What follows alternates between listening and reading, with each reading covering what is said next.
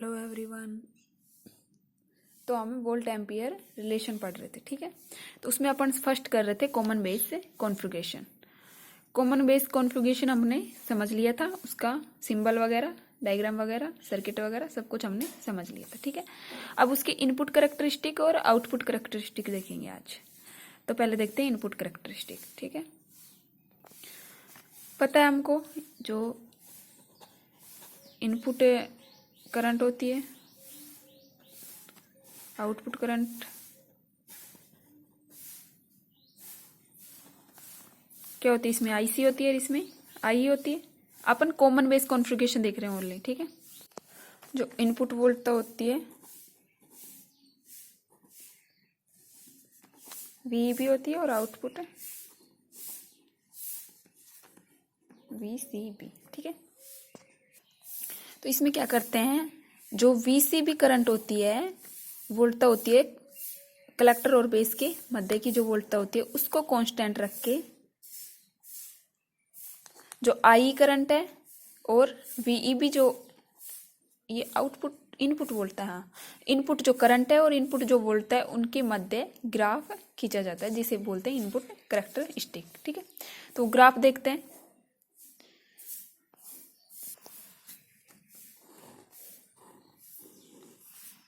यहाँ क्या होगा, वीईबी वोल्ट्स में होगा, ठीक है, और ऊपर होगा आईई, ये होगा मिली एम्पियर में, ठीक है। ये अपना सेंटर पॉइंट है, 0.2, 0.4, 0.6, 0.8,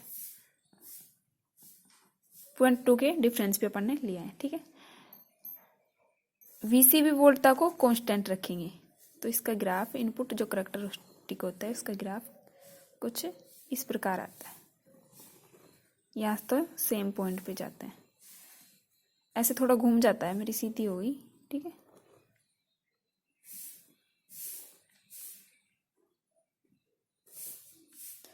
तो ये वीसीबी बराबर 0 वोल्ट पे, क्योंकि कांस्टेंट कर जो ये करंट कांस्टेंट हो गई इस वोल्ट पे ये मिलेगा अपन को, ठीक है। और ये वीसीबी बराबर -4 वोल्ट और ये वीसीबी बराबर -10 वोल्ट पे मिलता है, ठीक है। इससे क्या पता चल रहा है, जब वीसीबी को कांस्टेंट रख के जैसे जैसे वीईबी बढ़ रही है वैसे वैसे आई बढ़ रही है, वीईबी जैसे जैसे इधर बढ़ रही है आईई भी बढ़ रही है, ठीक है।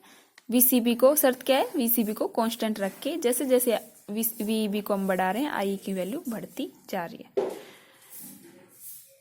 जो पे वीईबी वोल्टता है, जो वीईबी वोल्टता है, इसका सबसे जो मिनिमम वैल्यू है, ये मिनिमम वैल्यू है जहां से स्टार्ट होती है, इसको बोलते हैं डेली वोल्टता, ठीक है, थ्रेशोल्ड वोल्टेज या फिर प्रारंभिक वोल्टता, कंटिन वोल्टता भी बोलते हैं इसको, वोल्टेज, ठीक है। या फिर जनरली ये थ्रेशोल्ड वोल्टता या बोले तो इसको डेली वोल्टेज के नाम से आती है, ठीक है। जो जो ये थ्रेशोल्ड वोल्टेज होती है, सब जो ट्रांजिस्टर होते हैं उनके लिए अलग अलग होती है। जैसे जर्मेनियम ट्रांजिस्टर लें तो इसके लिए 0.1 वोल्ट होती है, ठीक है। जैसे अपन दूसरी जैसे सिलिकॉन ले लें, सिलिकॉन ट्रांजिस्टर के लिए ये 0.5 वोल्ट होती है, ठीक है। तो ये सबके लिए अलग अलग होती है, 0.1 पे या यहाँ से हो जाएगी, ठीक है। तो इन सब जो भी होते हैं सेमीकंडक्टर उनके लिए अलग अलग होती है, सब ट्रांजिस्टर के लिए। ये अपन ने पीएनपी ट्रांजिस्टर के लिए देखा, ठीक है। सेम इसी प्रकार एनपीएन ट्रांजिस्टर के लिए हो जाएगा। एनपीएन ट्रांजिस्टर में बस जो आई जो करंट होती है और वीईबी होती है, ये दोनों नेगेटिव होती है, ठीक है। ये अपन ने देख लिया था साइन कन्वेंशन से।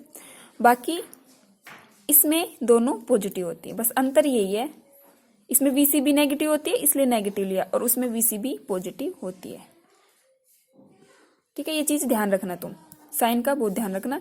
एनपीएन ट्रांजिस्टर के लिए सेम बना लेंगे और ये अपन ने पीएनपी ट्रांजिस्टर के लिए बनाया। सीधा दिख रहा है, अगर तुमको ये ग्राफ भी दे दे तो कौन से के लिए है, तो तुम साइन से बता सकते हो। जिसमें वीईबी नेगेटिव है, वीईबी नेगेटिव है तो इसका मतलब वीईबी नेगेटिव कौन सी में होता है, पीएनपी ट्रांजिस्टर में। और इसमें आई पॉजिटिव है, आई पॉजिटिव है और वीई बीबी पॉजिटिव है, वीसीबी नेगेटिव है। तो ये पीएनपी ट्रांजिस्टर की प्रॉपर्टी है। और इसके विपरीत आईई नेगेटिव होगा, वीईबी नेगेटिव होगा और वीसीबी पॉजिटिव होगा। ये एनपीएन ट्रांजिस्टर की प्रॉपर्टी है। क्लियर यहाँ तक इनपुट कैरेक्टरिस्टिक। तो इसके लिए जो हमें इसका रेजिस्टेंस, इसको एमिटर कैरेक्टरिस्टिक भी बोलते हैं, जो इनपुट कैरेक्टरिस्टिक है, क्योंकि इसमें इनपुट के रूप में अपन एमिटर को लगाते हैं, तो इसको एमिटर कैरेक्टरिस्टिक भी बोलते हैं। ठीक है, याद रखना। तो इसके लिए हमें इनपुट रेजिस्टेंस आर आई देखें तो हमें क्या मिलेगा, डेल्टा वीईबी अपॉन डेल्टा आईई। इन दोनों के मध्य ही अपन ग्राफ खींचे और वीसीबी को बराबर कांस्टेंट। तो यह हमारा आर ई जो डायनामिक इनपुट रेजिस्टेंस मिलता है।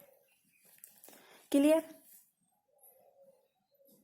ये था इनपुट कैरेक्टरिस्टिक। अब देखते हैं आउटपुट कैरेक्टरिस्टिक।